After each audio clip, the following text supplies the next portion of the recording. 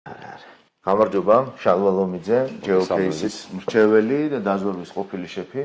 ჩვენთან ერთად დიდი მადლობა შენი დროისთვის, ყოველთვის საინტერესო არის დაზვერვის კუთხით საუბარი, მით უმეტეს უნდა ვისაუბროთ რეგიონზე, რომელიც დუხს, სადაც პროცესები ელვის სწრაფით ვითარდება და ეს ყველაფერი ჩვენს ირგვლივ, რა ვიცი, 1000 კილომეტრის რადიუსში არც კი, ხო? ცოტა მეტი, ცოტა ნაკლები, გააჩნია რომელს ნაწეს კონკრეტულ ქვეყნებში. და მოდი დავიწყოთ საუბარი ისრაელ-ირანის დაპირისპირებაზე, რადგანაც ეს მიუხედავად იმისა, რომ ირანმა თითქოს იზეიმა ეს ყველაფერი, მივხვდით, რომ თლათ ასე მარტივად არ არის. განადგურებულია ის ობიექტები, ყოველ შემთხვევაში დაზიანება არის, დაბინძურებული ადგილებია. რის თქმა შეიძლება, სად მიდის პროცესი და რა გამოავლინა აი ამ დაპირისპირებამ.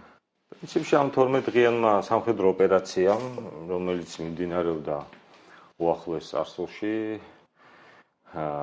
მისი შედეგები თუ ვიმსჯელებთ, დღეის მდგომარეობით ისრაელმა შეძლო მის წინაშე დასახული პირველადი ამოცანის გადაწყვეტა, ეს არის ირანის ხელთ არსებული ბირთვული პოტენციალის მაქსიმალური დაზიანება, რომელიც ჩვენს ხელთ არსებული ინფორმაციით, საჯარო სივრცეში არსებული ინფორმაციით საჭიროებს რამოდენიმე წლიან, ასე ვთქვათ, რეკონსტრუქციას, ისიც თუ გარკვეული ტიპის საერთაშორისო მხარდაჭერა ექნება ამ პროცესში, თავისი პარტნიორების მხრიდან. პარტნიორებს ვისაც გულისხმობ, გასაგებია. მე ვფიქრობ, რომ ეს და მათი ბირთვული პოტენციალის აღდგენა ალბათ მინიმუმ 5-7 წელს მინიმუმ საჭიროებს აქტიური მუშაობის შემთხვევაში და ალბათ ასე ვთქვათ თანმიმდევრული მიდგომის შემთხვევაში კიდევ უფრო მეტ პერიოდს მოიცავს, რათა ირანმა შეძლოს იმ პოტენციალის აღდგენა, რომელიც ჰქონდა ამ საბრძოლო მოქმედებების განხორციელებამდე. რა ტიპის შედეგი დადგა? ისრაელმა თავისი ნომერ პირველი ამოცანა აღასრულა და შეძლო რეგიონში მის მოწინააღმდეგის მიმართ არსებული ამოცანას ისე გადაწყვეტა, რომ გარკვეულწილად შეამსუბუქა საკუთარი სახელმწიფოს მიმართ მომდინარე საფრთხები, კერძოდ ირანის ისლამური რესპუბლიკისგან. სამხედრო თვალსაზრისით რა ტიპის ოპერაცია ჩაატარა ისრაელმა, ამაზე ბევრი დაიწერა, ბევრი ითქვა. თუმცა აი დაზვერვის კუთხით გაცილებით საინტერესოა. სწორედ მაგ ნაწილს მინდა შევეხო. რამოდენიმე მომენტს გამოვყოფდი. ჩემთვის თვალშისაცემი რაც იყო. პირველი ეს იყო ის, რომ როდესაც ვაკვირდებოდი თუ როგორ მოქმედებდა ისრაელის სახელმწიფო, როგორ მოქმედებდა მისი თავდაცვის უწყებები, როგორ მოქმედებდა მისი სამხედრო დაზვერვა, როგორ მოქმედებდა მისი ცნობილი სპეციალური სადაზვერვო ორგანიზაცია მოსადი. პრაქტიკულად ჩვენ პირველივე დღეებში ნახეთ, რომ მოსადს მათ შორის დიდი ალბათობით სამხედრო დაზვერვასთან ერთობლივად ჰქონდა მომზადებული პრაქტიკულად მთელი ინფრასტრუქტურა იმისათვის, რათა ეს პირველი შოკირებული დარტყმა მიეყენებია მოწინააღმდეგისათვის და შედეგად ჩვენ ნახეთ ის ირანის ტერიტორიაზე გარკვეული ტიპის მათ შორის სამხედრო ოპერაციები, ნახეთ ზუსტი ინფორმაციის ფლობა მათი სამიზნე აუდიტორიის და სამიზნე, ასე ვთქვათ, თარგეტებთან მიმართებაში, ჰქონდა დაზუსტებული ინფორმაცია თუ სად იმყოფებოდნენ მათი, ასე ვთქვათ, დაინტერესების ობიექტები და ვნახეთ საკმაოდ საინტერესო მომენტი, როდესაც ისრაელმა გამოიყენა საინფორმაციო კამპანია, რათა თავმოყრა მოეხდინა მათი დაინტერესების ობიექტების ერთ კონკრეტულ კონცენტრაციის ადგილზე და ერთ კონკრეტულ დღეს მათ შეძლეს გადაეწყვეტათ ამოცანების გარკვეული რაოდენობა და მოახდინეს ლიკვიდაცია იმ პირებისა, რომლებიც წარმოადგენენ მათი მზარდი დაინტერესების ობიექტს. პარალელურად ჩვენ ნახეთ თუ როგორ მოქმედებდა თავდაცვის სამინისტრო შეიარაღებული ძალები და როგორ ახდენდნენ მათ წინაშე ამოცანების გადაწყვეტას, როგორი სინქრონიზებული, ასე თანმიმდევრული, დროში გაწელილი და ასე ვთქვათ, ავტომატურად მოქმედი სისტემა იყო და შედეგად მივიღეთ ის, რაც მივიღეთ, ისრაელმა მიიღო შედეგად ის, რაც მიიღო, რომ მან შეძლო მინიმალური დანაკარგებით პრაქტიკულად გადაეწყვეტა ის ამოცანები, რომლის წინაშედაც იდგა სახელმწიფო. საპირისპირო მხრიდან რა მივიღეთ? საპირისპირო რა ვნახეთ? საპირისპირო მხრიდან ვნახეთ ქაოსი, ნახეთ უმაღლესი თანამდებობის პირების, მათ შორის სამხედრო სარდლობის, მათ შორის სპეცსამსახურის გავლენიანი პირების დაუცველობის მაქსიმალური ხარისხი, ისრაელის სპეცსამსახურების ხედან მოწინააღმდეგის რიგებში ინფილტრაციის საუცხოო მაგალითები, ალბათ ისტორიული მაგალითები და ბევრი დაიწერება ამაზე მომავალში და ეს კიდევ ერთხელ რამაც ჩემი ყურადღება მიიქცია, ეს კიდევ ერთხელ აჩვენებს თუ რა დიდი სხვაობა არსებობს შემდეგ გარემოებებში, როდესაც ისრაელს როგორც სახელმწიფოს აქვს მოქნილი, ადეკვატური, სწორი დასავლურ ღირებულებებზე და დასავლურ ცოდნაზე დამყარებული მოქმედების სტრატეგია და ირანს, რომელსაც ჰქონდა იზოლაციურ პოლიტიკაში შექმნილი შიდა უსაფრთხოების სისტემა, რომელმაც კრახი განიცადა კონკრეტულად ამ საბრძოლო მოქმედებების დროს. ეს კიდევ ერთი თვალსაჩინო მაგალითი იმისათვის, რომ ვიცოდეთ თუ რა დიდი მნიშვნელობა აქვს, სად ვიღებთ განათლებას, რა ტიპის ცოდნას ვაგროვებთ, როგორი ტიპის პარტნიორები გვყავს და რაოდენ დიდი მნიშვნელობა აქვს იმის ხაზგასმას, თუ სად ხდება შენი უსაფრთხოების, თავდაცვის უნარიანობის განვითარება, გაზრდა და მისი ჩამოყალიბება როგორც ანგარიშგასაწევი ძალისა რეგიონში თუ შენს ქვეყანაში. ორი მომენტი, რამაც ჩემი ყურადღება მიიქცია, არაჩვეულებრივი, უმაღლეს დონეზე კოორდინაცია სპეცსამსახურებსა და ასე ვთქვათ, თავდაცვის სამინისტროს დანაყოფებს შორის და მეორე მომენტი, დასავლური ცოდნა, თანამედროვე ცოდნა და ასე ვთქვათ, იზოლაციის პირობებში დაგროვილი დიდი რესურსების მქონე სახელმწიფო, დიდი შესაძლებლობების, მაგრამ ნაკლები ცოდნისა და გამოცდილების, რამაც გვაჩვენა რეალურად როგორ შეიძლება საკითხი გადაწყდეს. ეს არის ერთ-ერთი საუკეთესო მაგალითი ჩვენთვის, საქართველოსთვის, რომელიც რეგიონში მრავალი გამოწვევების წინაშე დგას და კიდევ ერთხელ სამაგალითო სანიმუშო ფაქტი, საითკენ უნდა გქონდეს აღებული სწორება, რა ტიპის სისტემების მოწყობისკენ უნდა ვიყოთ ორიენტირებული და რაოდენ დიდი მნიშვნელობა აქვს სწორედ ამ განათლებისა და ცოდნის და მოქმედებების დაგროვების დროს სწორი სტრატეგიული პარტნიორის არჩევას. ეს არის თავისი ინსტიტუციების გამაგრებით და ასე შემდეგ და სამწუხაროდ ჩვენთან არ არის. მინდა შევეხო ბოდიში, მინდა შევეხო ერთ საკმაოდ საინტერესო მომენტს. ჩვენ დავაკვირდით, რომ ამ სამხედრო ოპერაციის დროს ისრაელის ხელისუფლებაში თითქმის ყოველ მეორე დღეს იმართებოდა ეროვნული უსაფრთხოების შეკრება, სადაც პრემიერ-მინისტრი მისი გუნდის წევრებთან ერთად განსაზღვრავდა კონკრეტულ ახლოვადიან თუ გრძელვადიან ამოცანებს. ბუნებრივია, ჩვენ ამ შეხვედრის შინაარსები არ ვიცით, მაგრამ მოქმედებებიდან გამომდინარე ხვდებოდით, რა ტიპის დამზღვევ ან შემტევით ოპერაციებს ამხორციელებენ. სწორედ აქ მინდა შევეხო იმ მომენტს, რაც დღეს ჩვენ ქვეყანაში აქტუალური საკითხია, ეს არის ეროვნული უსაფრთხოების საბჭოს როლი და მისი, თქვათ, გავლენა ქვეყნის თუნდაც უსაფრთხოების თვალსაზრისით გარკვეული ტიპის მოქმედებების დაგეგმა განხორციელებაზე. მინდა ვთქვა, რომ თუ ეროვნული უსაფრთხოების საბჭო გარკვეული პერიოდის განმავლობაში ან ვიღაცების შეფასებით ვერ ასრულებდა თავის ამოცანას და საჭირო მიღებული იქნა გადაწყვეტილება მის გაუქმებაზე, ეს არ არის არც ერთ შემთხვევაში ეროვნული უსაფრთხოების საბჭოს შემადგენლობის ბრალეულობა, მან უნდა იცოდეს კონკრეტულად ამ სტრუქტურულმა ერთეულმა უნდა იცოდეს კონკრეტულად რა ტიპის ამოცანის გადაწყვეტისკენ უნდა წარმართოს თავისი ძალებისა და საშუალებების მობილიზება. მე დანამდვილებით შემიძლია გითხრათ, რომ შიგნით ამ საბჭოში იყო უпростоრად საკმაოდ მაღალი დონის კვალიფიციური კადრები, რომელსაც ჰქონდათ სწორი გამოცდილება და სწორი ცოდნა დაგროვილი და სასურველია, რომ კიდევ ერთხელ გადაიხედოს ეს გადაწყვეტილება და ზოგადად მსგავსი ტიპის, ასე ვთქვათ, სიტუაციური ცენტრის, მსგავსი ტიპის სათათბირო ორგანოს არსებობა კრიტიკულად მნიშვნელოვანია სახელმწიფოს ეროვნული უსაფრთხოების და ზოგადად სახელმწიფოს განვითარებისთვის და იმ თანამშრომლებს, რომელთაც აქვთ სწორი, ადეკვატური ცოდნა, მათ მიეცემათ შესაძლებლობა, რომ გარკვეული ტიპის რჩევები, რეკომენდაციები გასცენ სხვადასხვა სახელმწიფო უწყებებზე. სამწუხაროდ ჩვენი წინა შეხვედრისას ვსაუბრობდით დაზვერვის სუსტან გაერთიანებაზე და ეს მოხდა. ახლა ვსაუბრობთ ზოგადად უსაფრთხოების სისტემაზე და აქაც სამწუხაროდ უსაფრთხოების საბჭო აღარ არსებობს. უნდა გკითხო აუცილებლად იმ გრძელვადიან სტრატეგიაზე, რომელიც ჰქონდა ისრაელს, ანუ ჰამასის, ჰეზბოლას ლიდერების ლიკვიდაცია და ანუ ეს იყო როგორც სპეციალისტი, აი როგორ შეაფასებდი, ეს იყო მაგათ ნაბიჯ გაწერილი, ანუ ის სტრატეგიის ნაწილი, რომელიცთვისაც ემზადებოდა დიდი ხნის განმავლობაში, ან თავის პეიჯერების სპეცოპერაცია, თავის ინფილტრაცია და შიგნით ირანის ტერიტორიაზე. დანამდვილებით შემიძლიათ გითხრათ, რომ კონკრეტულად ისრაელის სპეციალური სამსახური და ზოგადად სახელმწიფო სტრუქტურების მოქმედება ამ მიმართულებით ეს არ არის 1 და 2 წლიანი თქვათ პოლიტიკის შედეგი, ვიტყოდი რომ მრავალი 10 წლეულის განმავლობაში დარწმუნებით შემიძლია გითხრათ, რომ ისრაელის შესაბამისი უწყებები მუშაობდნენ მათ წინაშე არსებული ნომერ პირველი ამოცანის გადაწყვეტის მიმართულებით. ეს არის სტანდარტული, ასე ვთქვათ, ადეკვატური სახელმწიფოს მოქმედების სტრატეგია.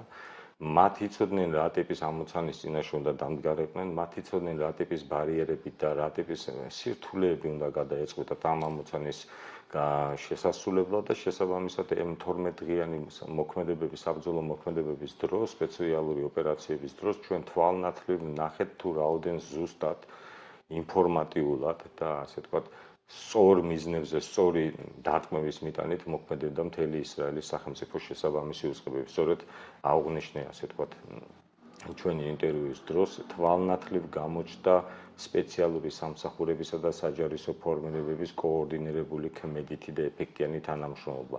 ყველანი თავიანთი კომპეტენციის ფარგლებში საკუთარ ამოცანებს წყვეტდნენ შეთანხმებულად და შესაბამისად ურთიერთმხარდაჭერით ცდილობდნენ ძირითადი ეროვნული ამოცანის გადაწყვეტას. ეს ნამდვილად არის რამოდენიმე 10 წლეულის განმავლობაში არსებული ამოცანის გამოხმაურება და შეიძლება ითქვას, რომ ალბათ შესაბამის უწყებებში თაობები გაიზარდა ამ ამოცანების შესახებ კონკრეტული ინფორმაციის შეგროვების, კონკრეტული ოპერატიული პოზიციების შექმნის მიმართულებით და ალბათ ამ სამხედრო ოპერაციის დროს ისრაელის შესაბამის ცალკეულ უწყებებში გულისხმობ სადაზვერვო ორგანიზაციებს ალბათ გადაიხედება რიგი სტრატეგიები, ვინაიდან ამოცანის დიდი ნაწილი, გარკვეული ნაწილი შესრულებულია, გაჩნდა ახალი გამოწვევები, გაჩნდა ალბათ ახალი მოცემულობები და დღეს შეიძლება ჩვენი ინტერვიუის დროს კონკრეტული პირები უკვე ქმნიდნენ მოკლევადიან და გრძელვადიან სტრატეგიებს, რომელთა შედეგებს ჩვენ ალბათ ნახავთ რა შეიძლება 10 წლის მერე, 15 წლის მერე თუ უფრო მოგვიანებით კიდევ პერიოდში. ეს არის ურყევი პროცესი, კიდევ ერთხელ დაუბრუნდები დაზვერვის სამსახურს და ვიტყვი და ჩვენი პირველი ინტერვიუის დროს მე მქონდა ამაზე საუბარი, რომ სადაზვერვო საქმიანობის დაგეგმა განხორციელება ეს არ არის მოკლევადიანი პროცესი, ეს არის გრძელვადიანი პროცესი, რომელიც ასეთა თვალხილული რაღაცა კონკრეტულ პერიოდებში არ არის, თუმცა საჭირო მომენტში იგი იძლევა იმ განუზომელ შედეგს, რომლის შედეგის მომსწრებიც ვართ დღეს დარწმუნებით. შეიძლება ითქვას, რომ დიდი წვლილი იქნებოდა ისრაელის სადაზვერვო ორგანიზაციისა იმ ინფორმაციის ნაკადში, რომელსაც ფლობდა ისრაელის სახელმწიფო და რომელიც ალბათ მოიცავდა ბირთვულ ენერგიასთან დაკავშირებული ექსპერტების, ბირთვულ ენერგიასთან დაკავშირებული ბირთვულ შეიარაღებასთან დაკავშირებული სამხედრო მაღალჩინოსნების ლიდერშიპის, მათი სპეციალისტების, მათი ასე ვთქვათ დამხმარე სპეციალისტების ადგილსაყოფელისა და მათი საქმიანობის და ზოგადად მათ შესახებ მთელი ინფორმაციის კონსოლიდაციას კონკრეტულ სახელმწიფო უწყებაში. მინდა გთხოვო, რომ გავშალოთ კიდევ უფრო დიდი სურათი დავინახოთ და ჩვენს მაყურებელსაც დავანახოთ ამ მსმენელს. რა წააგო ირანმა აი ამ 12 დღის შედეგად რეგიონში. მიუხედავად იმისა, რომ ლავროვმა აგერ ბრიქსზე შეთავაზა კვლავ თავისი ფიზიკოსებით დახმარება, ბირთვული ფიზიკის სპეციალისტებით. მაგრამ მოდი რეგიონზე ვისაუბროთ, როდესაც ირანს რუსეთის ფედერაციის მხრიდან ქმედითი დახმარება სჭირდებოდა, პირველ რიგში ეს ქმედითი დახმარება ჩვენი შეფასებით და თვით ირანელების შეფასებით იმ კრიტიკულ მომენტში მათ ეს დახმარება ვერ იგრძნეს. მიუხედავად მათი არაერთგზის მცდელობისა. საჯაროდ ჩვენ ნახეთ რამოდენიმე კომუნიკაცია, მათ შორის უშუალო ვიზიტები, თუმცა ამას ალბათ წინ უძღოდა და შემდგომში თანხმდეტ პროცესში მოყვებოდა კონფიდენციალური, ასე ვთქვათ, თანამშრომლობა და ინფორმაციის გაცვლა. ჩვენ შეგვიძლია ვთქვათ, რომ რუსეთის ფედერაცია მის სტრატეგიულ პარტნიორს რეგიონში ვერ გაუწია ის სათანადო დახმარება, რისი მოლოდინიც ირანის ისლამური რესპუბლიკის ხელისუფლებისგან არსებობდა. რა დაკარგა ამით ირანმა, რომ არ ვისაუბროთ იმაზე, თუ ბირთვული შეიარაღების თვალსაზრისით რა ტიპის კრახი განიცადა და რა ტიპის მდგომარეობაში ჩავარდა, რეგიონში გავლენის თვალსაზრისით სავარაუდოდ მას მოუწევს მრავალი წლის განმავლობაში თუ ამის რესურსი აქვს, ეგეც საკითხავია და ამას დრო გვიჩვენებს, საკუთარი ოპერირების გაზდა, რათა დააწმუნოს მინიმუმ სამეზობლო და რეგიონის ქვეყნები, რომ იგი კვლავ წარმოადგენს ანგარიშ გასაცევ ძალას რეგიონში და მისი სიტყვა ზუსტად იგი ისეთივე გეოპოლიტიკური ფასი ექნება, რაც ჰქონდა პირობითად მაისის თვეში, აპრილის თვეში ან შარშან. მე ვფიქრობ, რომ ამ ხრივ ირანის ისლამურმა რესპუბლიკამ გარკვეულწილად უკან დაიხია. მთელი რიგი რეგიონის სერიოზული მოთამაშეები ალბათ გადახედავენ ირანთან სამომავლო თანამშრომლობის საკითხებს. მყიფეა ვითარება თვითონ შინით ირანშიც, ახლა გვაქვს გარკვეული ტიპის ზედაპირული ინფორმაცია იმასთან დაკავშირებით, რომ გარკვეული ტიპის მოძრაობები შინითაც შეინიშნება. თვითონ სამხედრო ოპერაციის დროს ჩვენ ვნახეთ, რომ ირანიდან გამდენილი ცალკეული პოლიტიკურად აქტიური პირები გამოხატავდნენ გარკვეული ტიპის მოსაზრებას ირანში, გარკვეული ტიპის პოლიტიკური პროცესების ინიციირებასთან დაკავშირებით. ეს ვფიქრობ, რომ ჩემი სუბიექტური აზრია, რომ უკვალოდ არ ჩაევლის. ალბათ თვითონ ირანის საზოგადოება, ცალკეული სტრუქტურები, ცალკეული გავლენიანი პირები შეაფასებენ იმ ვითარებას, რაც ქვეყანაში მოხდა, მათ მოუწევს გარკვეული დამზღვევი ან რეაბილიტაციისაკენ მიმდინარე გარკვეული ნაბიჯების გადადგმა, ამას რა შედეგები მოყვება უახლოეს თვეებში ჩვენ ვნახავთ. ვფიქრობ, მაისის მდგომარეობით ირანის გავლენა რაც იყო რეგიონში, ის ალბათ განახევრებულია დღეის მდგომარეობით და მას მოუწევს თავის მოკავშირეებთანაც ურთიერთობების გადახედვა, მას მოუწევს რეგიონის გავლენიან ფინანსურად და გეოპოლიტიკურად გავლენიან სახელმწიფოებთან ურთიერთობების სხვა ჭრილში წაყვანა და ნახოთ მოვლენების შემდგომი განვითარება რეალურად გვიჩვენებს. ჩვენ არ უნდა დაგვავიწყდეს, რომ ირანი არის ეგრეთ წოდებული 3+2 ფორმატის ერთ-ერთი დამფუძნებელი და ასე ვთქვათ აქტიური მონაწილე, რომელშიც შედის ჩვენი მეზობელი ქვეყნები, არსებობს გარკვეული მოსაზრებები და რაღაცა მოლოდინები ჩვენთან მიმართებაში, საქართველოსთან მიმართებაში და იმედი მაქვს, რომ ეს ნაბიჯი არ იქნება გადადგმული და ალბათ არც აქვს ახლა ამ ეტაპზე მაგ ნაბიჯის გადადგმას რაიმე მიზანი და შედეგიც ვერ ექნება. შესაბამისად, ამ თუნდაც 3+2 ფორმატში არსებულ ქვეყნებსაც მოუწევთ მასთან ურთიერთობების გადახედვა და სავარაუდოდ ირანი პირველ ეტაპზე აქცენტირებული იქნება ქვეყნის შიგნით პოლიტიკურად სიტუაციის დამშვიდებისაკენ, ქვეყნის შიგნით ამ სამხედრო ოპერაციის დროს გამოვლენილი ხარვეზების გამოსწორებისაკენ. კუდიანებზე ნადირობა და ბუნებრივია ხაში. დახურული სახელმწიფოა, ღია საჯარო ინფორმაცია ამ სახელმწიფოს შესახებ ძალიან შეზღუდულ წრეებშია, თუმცა ლოგიკურად შეგვიძლია ვიმსჯელოთ, რომ ამ ხელა მიუხედავად იმისა, რომ იზეიმეს გამარჯვება რა გაიმარჯვოს, არ ვიცით, მაგრამ ყოველ შემთხვევაში იზეიმეს გამარჯვება, ვფიქრობ, რომ შიგნით ირანის საზოგადოებაში, პოლიტიკურ წრეებში, სამხედრო ისტაბლიშმენტში, გადაწყვეტილების მიმღებ პირებში არსებობს მოლოდინი და განცდა, რომ მათ დაუშვეს გარკვეული ტიპის დიდი შეცდომა, დიდი იყო მოწინააღმდეგეს მათთვის მოწინააღმდეგეს მხრიდან მათ ორგანიზაციებში შეღწევის მაჩვენებელი და შესაბამისად განიცადეს კრახი. მათ მოუწევთ ამ ყველაფრის გამოსწორება და პირველ ეტაპზე ალბათ აქცენტს გააკეთებენ ქვეყნის შიგნით სიტუაციის დამშვიდებისაკენ. დანარჩენის რო გვიჩვენებს. მე ვფიქრობ, რომ მიმდინარე წლის განმავლობაში გარკვეული ტიპის ასე ვთქვათ მიმართულებები თუ რა მიმართულებით აპირებს ირანი ახლოვადიან პერსპექტივაში თავისი საშინაო საგარეო პოლიტიკის გააქტიურებას ამ მიმდინარე წლის განმავლობაში გამოჩნდება. ალბათ გამოჩნდებიან ის აქტორებიც, რომლებიც 12 დღის განმავლობაში გამოჩნდნენ და იმედი არ დაიკარგებიან. ალბათ. უნდა კითხო მათი გამოჩენა არ იყო ალბათ ასე ვთქვათ სპონტანური მოვლენა, მე ვფიქრობ, რომ გარკვეულწილად როგორც სუბიექტური, ასევე სხვა ტიპის ინტერესებიც არსებობდა და მათი ჩართულობა ალბათ დროთა განმავლობაში თავის შედეგს გამოიღებს. აქ სასულიერო ლიდერის როლის თემა არის საკვანძო ფიგურა, ჩვენ ვიცით მისი ჯანმრთელობის მდგომარეობის საკითხი, ვიცით მისი შემცვლელის ძიებასთან მიმდინარე შიდა პოლიტიკური პროცესები და საკმაოდ საინტერესო მოვლენები გველოდება წინ. კიდევ ერთ სუბიექტზე მინდა გითხო რუსეთზე. რახან თქვენ აღნიშნეთ, რომ ვერ დაეხმარა სათანადოდ და გამოჩნდა ეს სამხედრო თვალსაზრისითაც მისი ჰაერსაწინააღმდეგო სისტემები იყო, იქ და ვერ იმუშავა.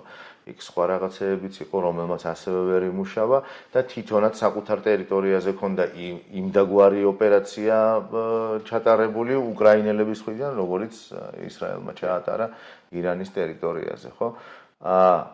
შესუსტდა თუ არა რეგიონში, ან იკვეთება თუ არა რეგიონში რუსეთის ძალის შესუსტება, განსაკუთრებით ირანთან მიმართებაში და საქართველოს უახლოეს მოსაზღვრე მეზობლებთან მიმართებაში, ანუ სომხეთსა და აზერბაიჯანთან. იმიტომ რომ იქაც ვხედავთ ძალიან აქტიურ საკმაოდ საინტერესო პროცესი მიმდინარეობს სომხეთის რესპუბლიკაში, აზერბაიჯანის რესპუბლიკაში. ირანთან მიმართებაში მე ინტერვიუის დროსაც აღვნიშნე, რომ ირანელები გაწყვილებულები არიან, ვინაიდან მათ ვერ მიიღეს ის დაპირებული მხარდაჭერა რუსეთის ფედერაციიდან, ჩვენ გვახსოვს რამოდენიმე სახელმწიფო მხრიდან გაკეთებული რამოდენიმე ოფიციალური განცხადება უпростоრად მხარდაჭერისა და მხარეების მოწოდებაზე, რომ შეწყვეტონ საბრძოლო მოქმედებები, თუმცა ალბათ ირანელებს ჰქონდათ უფრო მეტის მოლოდინი. ფაქტია, რომ რუსეთი როგორც სტრატეგიული პარტნიორი ნელ-ნელა ასე ვთქვათ, მიუღებელი, არასანდო, არასტაბილური ჩნდება. რამ განაპირობა? ალბათ პირველ რიგში განაპირობა იმან, რაც ხდება ბოლო 3 წელია უკრაინის ტერიტორიაზე. ეს საბრძოლო მოქმედებები ცალსახად აჩვენებს რუსეთის სამხედრო პოტენციალის კალებას და მისი შესაძლებლობების ეტაპობრივ ამოწურვას. მიუხედავად იმისა, თუ თვითონ როგორ აცხადებენ და რა შედეგები აქვს, მაგრამ ჩვენ გვაქვს შეფასების უნარი და შესაბამისად ხედავთ რა ტიპის მდგომარეობაში იმყოფება დღეს რუსეთის თავდაცვის სამინისტრო, მათ შორის სპეცსამსახურები, თქვენ აღნიშნეთ უკრაინელების მიერ ჩატარებული უნიკალური სპეციალური ოპერაცია, რაც მათი მფრინავი საშუალებების განადგურებისკენ იყო მიმართული, მე როგორც ამ სფეროს წარმომადგენელს, რაც უკვე ყოფილ წარმომადგენელს შემიძლია გითხრათ, რომ იყო საუკეთესო ოპერაცია, თავისი შინაარსით, თავისი სიმძიმით, ტექნიკური თვალსაზრისით, როგორ შეიძლება ეს ოპერაცია დაგეგმილიყო. ალბათ ბევრი დაიწერება ამ ოპერაციის თაობაზე და ეს კიდევ ერთხელ აჩვენებს თუ რა უსუსო მდგომარეობაში იმყოფება დღეის მდგომარეობით საბრძოლო მოქმედებების პირობებში რუსეთის სპეციალური სამსახურები წესით უნდა გამოიყურებოდნენ უფრო ადეკვატურად. თუ მათ ამის რესურსი გააჩნიათ როგორც ტექნიკური, ასევე გონებრივი და უფრო ქმედითად. ზოგადად რო ვთქვათ, ასე ვთქვათ, გვერდიდან რო შევხედოთ სიტუაციას, რუსეთის ფედერაციის შესაბამისი სტრუქტურები, პირველ რიგში უსაფრთხოების სამსახური, სამხედრო კონდაზვერის დანაყოფები, კონკრეტულად უსაფრთხოების ჯგუფები, რომლებიც ამ სამხედრო ობიექტების დაცვაზე იყვნენ ორიენტირებული, თავდაცვის სამინისტროს შესაბამისი დანაყოფები, რომელიც ჰაერის დაცვის მექანიზმები უნდა გაეკეთებიათ, არიან კრიტიკულად უმძიმეს მდგომარეობაში. უკრაინელების ოპერაცია იყო იდეალური, გათვლილი თავისი ყველა ხარვეზებზე, გათვლილი იმ კორუფციულ თემებზე და თემებთან დაკავშირებით, რაც დღეს რუსეთის ფედერაციაში არსებობს და ყველა ეს ხელის შემწყობი კომპონენტი იქნა გამოყენებული იმისათვის, რომ უკრაინას განეხორციელებია ის, რაც განახორციელა.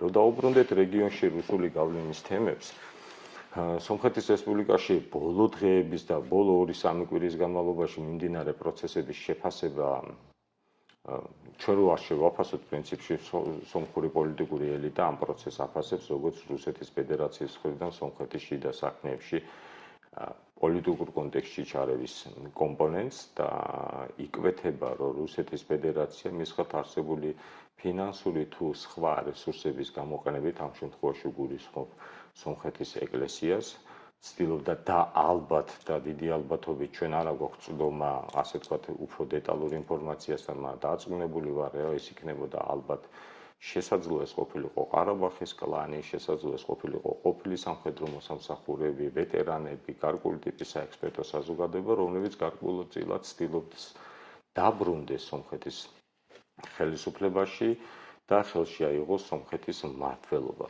სომხეთის დღევანდელი ხელისუფლების მოქმედებამ და მათმა განცხადებებმა ჩვენ გვიჩვენა, რომ რეალურად ადგილი ჰქონდა და ალბათ გარკვეულწილად დღეს კი მინელდა შედარებით, მაგრამ ალბათ რეალურად ეს პროცესი მიმდინარეობს. სომხეთში შიგნით პოლიტიკური გადატრიალების მცდელობას, რომელშიც იყვნენ ჩართული საკმაოდ საინტერესო სუბიექტები, ორგანიზებულად მოქმედებდნენ, ურთიერთმხარდაჭერით მოქმედებდნენ და სომხეთის ხელისუფლების გარკვეულმა ნაბიჯებმა გვიჩვენა, რომ ხელისუფლება ფლობდა ინფორმაციას იმასთან დაკავშირებით თუ რა ტიპის რისკები იყო, ისინი მოქმედებდნენ საკმაოდ ზუსტად, კონკრეტულ მომენტში გადადგეს ის ნაბიჯები, რაც უნდა გადაედგათ, ეს მიანიშნებს მათი ინფორმაციულობის და მათ ხელთ ადეკვატური სწორი ინფორმაციის ფლობას.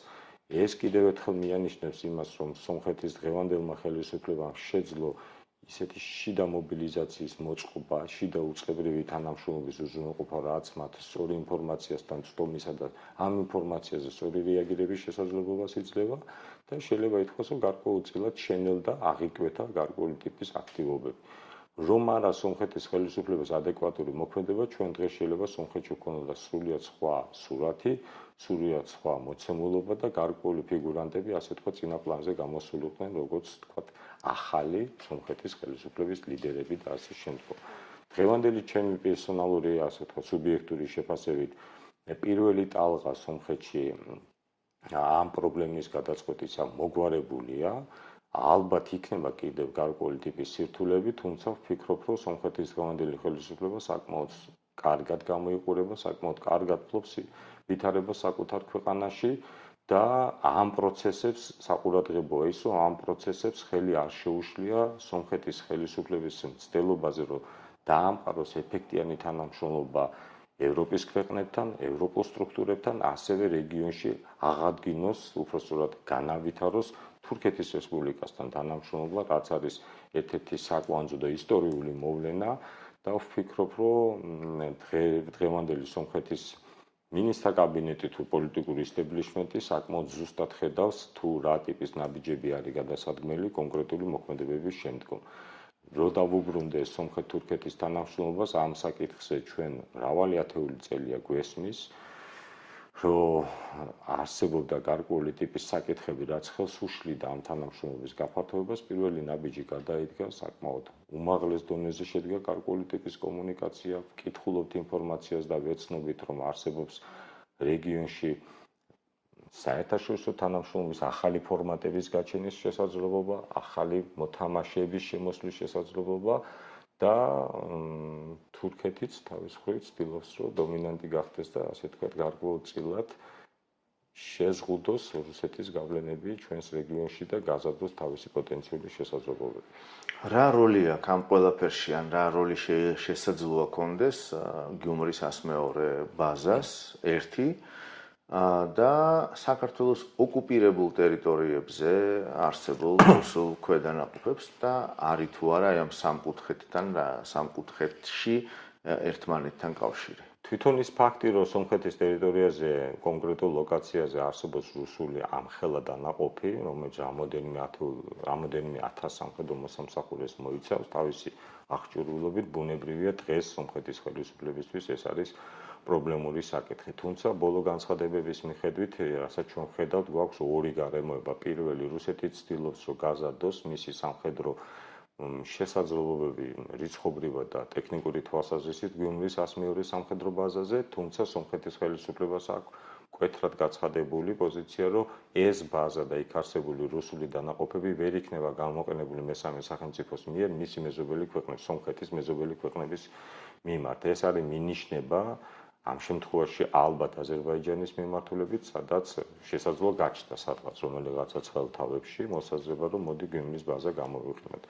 ზოგადად რო გავიხსენო, ასე დაზუსტებით არ შემიძლია თქვა, მაგრამ მე მგონი მე როგორც მქონდა ინფორმაცია 2008 წელს საქართველოში მიმდინარე საომარი მოქმედებების დროს 102 ბაზა იყო სრულ სამხედრო მზადყოფნაში და მას ჰქონდა იმის ასე ვთქვათ, შესაძლებლობა, რომ შესაბამისი ბრძანების მიღების შემთხვევაში მოეხდინა საქართველოს გარკვეული ნაწილის ოკუპაცია, თუ ამის პოლიტიკური საჭიროება დადგებოდა დღის წესრიგში. თუმცა ეს არ მოხდა. რაც შეეხება ჩვენს ოკუპირებულ ტერიტორიებზე არსებულ სამხედრო დანაყოფებს, ძალიან გულწრფელად ვიტყვი, თუ რუსეთის ხელისუფლებამ გადაწყვიტა, რომ 102 სამხედრო ბაზა მოიყვანოს საბრძოლო მოქმედებებში და ალბათ ეს გადაწყვეტილება ვერ იქნება მიღებული, მაშინ ოკუპირებულ ტერიტორიაზე არსებული სამხედრო დანაყოფების გამოყენება რუსული ამოცანების გადასაწყვეტად ჩვენს რომელიმე მეზობელი ქვეყნის მიმართებაში ალბათ ამის საჭიროება არ დადგება. რაც შეეხება ჩვენთან მიმართებაში შესაძლოა იქნეს თუ არა გამოყენებული იქ გარკვეული ტიპის მობილიზება, თქვათ, ან სამხედრო სწავლებები, ან მსგავსი ტიპის მოქმედებები გარკვეულწილად საქართველოში პოლიტიკური ფონის დამძიმებისათვის, ეს შესაძლოა გამოყენებული იქნეს იმისათვის, რომ კიდევ ერთხელ მოხდეს გარკვეული ტიპის ზემოქმედება უკვე ქართულ საზოგადოებაზე, რათა გაზარდოს რისკები და შიშები იმასთან დაკავშირებით, რომ საჭიროების შემთხვევაში რუსეთს შეუძლია გარკვეული ტიპის სამხედრო აქტივობების განხორციელება.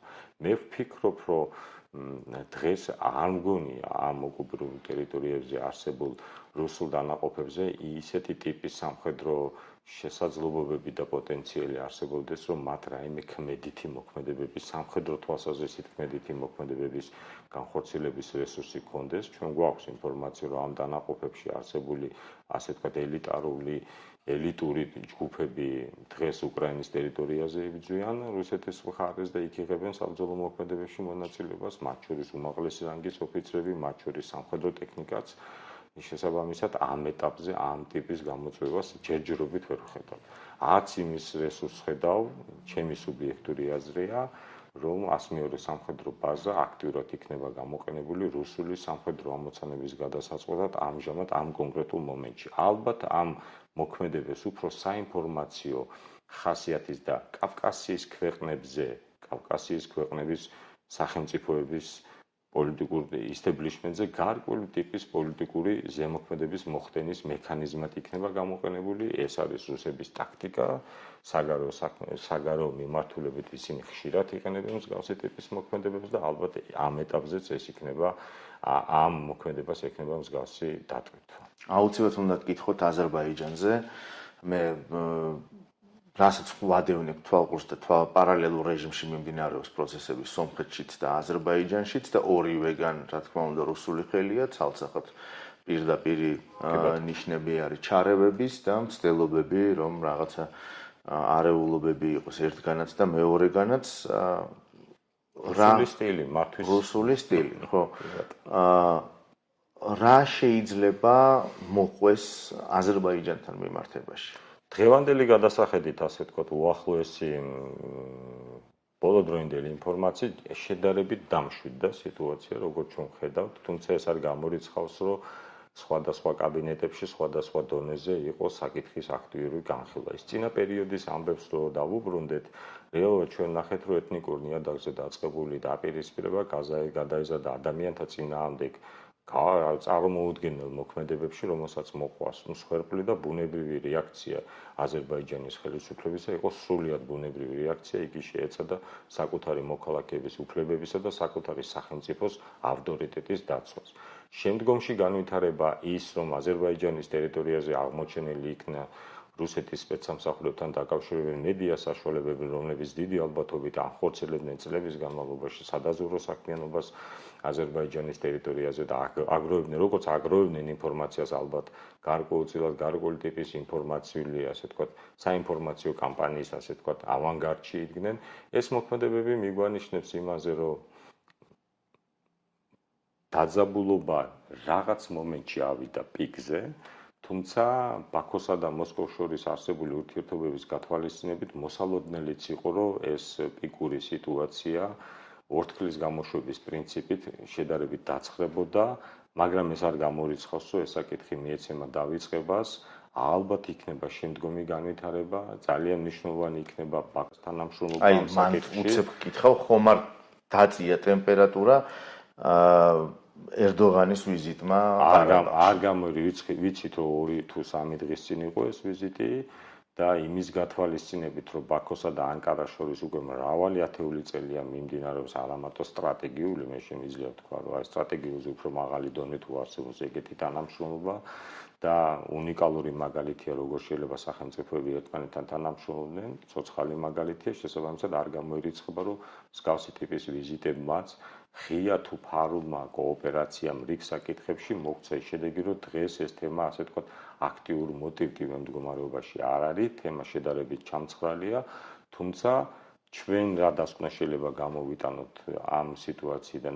ჩვენ ნახეთ, რომ რუსეთში ეგრევე გაიზარდა ეთნიკურად აზერბაიჯანელების მიმართ გარკვეული ტიპის აგრესია, გაჩნდა გარკვეული ტიპის, ასე ვთქვათ, მოწოდებები, აზერბაიჯანელთა მიმართ გაჩნდა ბიზნესზე ზეწოლის კონკრეტული ფაქტები, მათ შორის სულად ადამიანურად მიუღებელი კონკრეტული ფაქტები, ეს მიანიშნებს იმაზე, რომ ბაქოსა და მოსკოვს შორის ურთიერთობებში არსებობს რიგი საკითხები, რომლებიც დაკონსერვებულია და საჭიროებს გადაწყვეტას. და ალბათ ეს პერიოდი გამოყენებული იქნება იმისათვის, რათა შუამავლის მეშვეობით ან პირდაპირ დიალოგით საჯაროდ თუ ფარულად შეეცადნონ და შეეცდებიან ამ საკითხების გადაწყვეტას. რუსეთის გავლენა ამ მოვლენების შემდგომ რეგიონში, კონკრეტულად აზერბაიჯანის რესპუბლიკასთან მიმართებაში დიდ დარტყმას განიცდიდა ლოგიკურად, იმიტომ რომ მასთან ასოცირებული მედია საშუალებების და დანაშაულება სახელმწიფოს წინააღმდეგ სადაზვერვო საქმიანობაში თუ სხვა ტიპის მოქმედებებში, აქ კრიმინალზეც იყო საუბარი, კრიმინალური ჯგუფების დაკავებაზე, ეს რაღაც კომპლექსური ღონისძიებების ერთობლიობას მიანიშნებს და ალბათ ეს საკითხი დიდი განხილვის საგანი გახდება. საბოლოო ჯამში, ასე ვთქვათ, რომ შევკრათ სიტუაცია, ხედავთ, რომ რუსეთი აზერბაიჯანელების თვალში გარკვეულწილად დისკრედიტირებულია, მათ შორის ურთიერთობა დაძაბულია, სომხეთის რესპუბლიკის მოსახლეობისა და პოლიტიკური ისტაბლიშმენტის თვალში რეალურად ცალსახად ჩანს, რომ რუსეთი ერეოდა სომხეთის შიდა პოლიტიკურ საქმეებში და ეხლა სამხედრო გზით ცდილობს მათ დაშანტაჟებას. და მხარიც არ დაუჭირა 2020-ში. კი ბატონო. პარალელურად იზრდება თურქეთის რესპუბლიკის გავლენა როგორც ერევანთან, ასევე ბაქოსთან მეგობრული სტრატეგიული თანამშრომლობის ნაწილში და შესაბამისად ზოგადად ასე თვითონ ჩვენს გარშემო რაც ხდება, ეს სიტუაცია გარედან შევხედოთ რეალურად ივანიშნებს იმაზე, რომ რუსეთის როგორც სანდო, როგორც ასე ვთქვათ, ურყევი სტრატეგიული პარტნიორის მოკავშირეები ჩვენს რეგიონში ნელ-ნელა კლებულობს და ალბათ თუ ეს ასე გაგრძელდა, საერთოდ ახლო მომავალში ვიხილავთ მისი ასე ვთქვათ, დიპლომატიური არხებით შესაძლო პარტნიორის მოძიების რესურსების მაქსიმალურად ამოწურვას. ახლა სხვა არხები და სხვა პოტენციალი მას გააჩნია, ბუნებრივია უკრაინაში მიმდინარე საბრძოლო მოქმედებები მას არ უზღუდავს სხვადასხვა მიმართულებებზე გარკვეული ტიპის მოქმედებების განხორციელებას. გარკვეული ტიპის მაგალითები და ნიშნები ჩვენ ქვეყანაში შეინიშნება, როგორი მექანიზმებით მართავს იგი სიტუაციას და სამწუხაროდ უბრალოდ საბედნიეროდ ჯერჯერობით ის არის, რომ რეგიონში მისი პოტენციური თანამშრომლები და მისი პოტენციური მოკავშირეები ნელ-ნელა მცირდება, თუ არსებობდა ასეთი მათი ნდობის ხარისხი შესაძლებელია. ეს ჩვენ გვაძლევს ჩვენ რა რეალურად ეს აძლევს რეგიონის მიმართ ინტერესის მქონე სხვა დიდ მოთამაშეებს აძლევს შესაძლებლობას, რომ სწორი, ადეკვატური და ასე ვთქვათ, გრძელვადიან სტრატეგიაზე გამიზნული ამოცანების განხორციელებისა. და ლოგიკურად უნდა გკითხო, მაინც დავაკონკრეტო საქართველოსთან დაკავშირებით და პრინციპში შევაჯამოთ, რახან ყველასთან უნდობლობა არის ჩვენთან რა ხდება ამ მიმართებაში, მით უმეტეს იმ ფონზე, როდესაც პრაქტიკულად ეს უსაფრთხოების ინსტიტუციები, რაზეც თავში საუბრობდით თქვენ, პრაქტიკულად მოშლილია. საქართველოსთან მიმართებაში რა შეიძლება ვთქვათ, რომ რეალურად განვლილი პერიოდი გვიჩვენებს, რომ მისი რუსეთის ფედერაციის გარკვეული ტიპის შესაძლებლობები თქვენ ქვეყანაში სამწუხაროდ გაზრდილია. იგი ცდილობს, რომ საქართველოში გაზარდოს მისდამი ლოიალურად თუ არა არაკრიტიკულად განწყობილი საზოგადოების რაღაცა ნაწილი და გავლენა მოახდინოს ქვეყნის საშინაო და საგარეო პოლიტიკის მართვაზე. ეს ამაში რეალურად ახალი არაფერია, ეს წლების განმავლობაში და ალბათ საუკუნეების განმავლობაში დაგროვილი მისი პრაქტიკაა, თუმცა ჩვენი სიძლიერე და ჩვენი ადეკვატურობა იმაში უნდა გამოვლინდეს, რომ ჩვენ სწორად შევაფასოთ თუ რა ტიპის რისკების წინაშე ვდგავართ, სწორად შევარჩიოთ აი ჩვენი ინტერვიუს პირველ ნაწილს დაუბრუნდები, სწორად შევარჩიოთ ის პარტნიორები, რომელთა იმედად ჩვენ შეგვიძლია ჩვენი ქვეყნის ინსტიტუტებისა და ზოგადად ქვეყნის განვითარების აწყობა და შესაბამისად ამის ცოცხალი მაგალითები გვიდევს თვალწინ და აი ხელის გულზე დევს, საითკენ უნდა ავიღოთ სწორება, რა ტიპის ინსტიტუტებთან და რა ტიპის დედაქალაქებთან უნდა გავაძლიეროთ თანამშრომლობა, თუ არა ეს თანამშრომლობა ჩვენ რუსეთი აუცილებლად შეეცდება საგარეო პოლიტიკურ ვექტორში არსებული ხარვეზების დაბალანსება სხვა კონკრეტული მიმართულებით და ამ შემთხვევაში შეგვიძლია თამამად თქვა საქართველოსთან მიმართებაში გარკვეული ტიპის მოქმედებებს, რაც მისცემს მათ იმის თქმის შესაძლებლობას საკუთარი შიდა საზოგადოებისთვის, რომ მიუხედავად იმის, რომ გარკვეულ მიმართულებებზე მას აქვს გარკვეული ხარვეზები თუ წარუმატებლობები, კონკრეტულ მიმართულებაზე მას აქვს კარგი შედეგი. ჩვენს მიმართ მისი ინტერესი იყო, არის, იქნება. მოქმედების სხვადასხვა ტექნოლოგია როგორ შეეცდება იგი საკუთარი სახელმწიფო ინტერესების გატარებას ჩვენს ქვეყანაში, რომელსაც ბევრი გამოწვევა აქვს, არის სამხედრო მექანიზმები, არის ინფორმაციული თემები, არის ქვეყნის შიგნით ცალკეული ჯგუფების და სოციუმების შექმნა, რომლებიც გაავრცელებენ რუსულ ნარატივს და შეცვლიან საზოგადოების დამოკიდებულებას და ჩვენი საერთაშორისო პარტნიორებთან ჩვენი ურთიერთობების მაქსიმალური დაზიანება, რათა გამორიცხოს მათი შესაძლო ჩართულობა ჩვენი ქვეყნის ინსტიტუციური თუ ზოგადად საგარეო პოლიტიკური ან საქმის შიგნით განვითარებაში. და სუბოლო, იმიტომ რომ აუცილებლად უნდა მეკითხა ეს და რახან ირანით დავიწყეთ, აი ეს რამდენიმე დღის წინ ქვემოქართლში ირანის სასულიერო პირების ფოტოების გამოტანა და რაღაცა მსვლელობები და შეძახილები, თუმცა მსვლელობა ყოველწლიურია და ეს სხვა ხასიათის არის, მაგრამ აი ამ პოლიტიკური დატვირთვის მიცემა როგორ ისახება ჩვენზე, ჩვენს რაღაცა დასავლურ მისწრაფებებზე და ამავდროულად როგორ მეტყველებს, როგორ ისახება ეს ყველაფერი ჩვენ უსაფრთხოების ძალებზე. სასურველი თემა ძალიან სუბიექტურად ვიტყოდი, სასურველი იქნებოდა, რომ ნაკლები ატრიბუტიკა ყოფილიყო, ზოგადად ვინაიდან ვიცით, რომ ფონი არის დამძიმებული, ამის სხვადასხვა ტიპის მექანიზმები არსებობს, თუნდაც იმ საზოგადოებასთან ღია გულწრფელი საუბარი, რომ კონკრეტულად თქვა, რაღაც კონკრეტულ მომენტში რაღაცა ტიპის გამოვლენებებისგან თავის შეკავება იქნებოდა სასურველი ან მისაღები, თუმცა ალბათ ცალკეული ჯგუფების მხრიდან ეს ტიპის მოქმედებები კრიტიკულად იქნება შეფასებული, თუ გავითვალისწინებთ რიგ სხვა გარემოებებს და ალბათ დღეის მდგომარეობით ჩვენი სახელმწიფო, გარკვეული სახელმწიფოების მხრიდან მაქსიმალური დაკვირვების ქვეშ ვართ, თუ რა ტიპის მოქმედებებს განვახორციელებთ იმასთან დაკავშირებით, თუ როგორი პოზიციონირება გვექნება ჩვენს რეგიონში მიმდინარე რიგ გლობალურ გამოწვევებთან დაკავშირებით, მათ შორის გულისხმობთ ისრაელსა და ირანს შორის არსებულ დაპირისპირებას. რელიგიურ ატრიბუტიკას რაც შეეხება, ხა ჩვენ ვერ შევზღუდავთ ადამიანთა გამოხატვის თავისუფლებას, ბუნებრივია უბრალოდ თვითონ მოქალაქეებიც რომ სახელმწიფოებრივად, მოქალაქეობრივად უდგებოდნენ ამ საკითხის გადაწყვეტას, იქნებოდა სასურველი, ასევე ვფიქრობ, რომ შესაბამის სამსახურებს ადგილობრივი თვითმმართველობის უწყებებთან ორგანიზაციებთან თანამშრომლობით შეეძლოთ გარკვეულწილად და ალბათ შეუძლიათ გარკვეულწილად დამცავი მექანიზმების შექმნა, რათა ეს არ გახდეს, თქვათ, საერთაშორისო ურთიერთობებში მწვავე კრიტიკის ან განსჯის საგანი.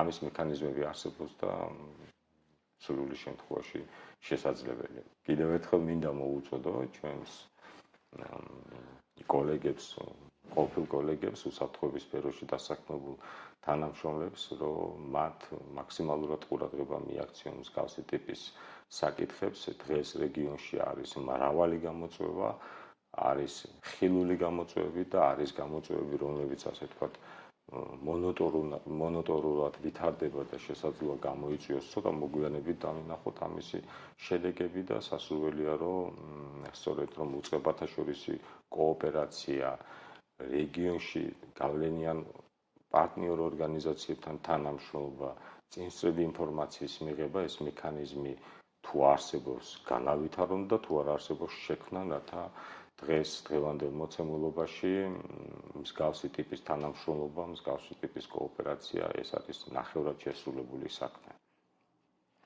შალვა, დიდი მადლობა. მადლობა თქვენ.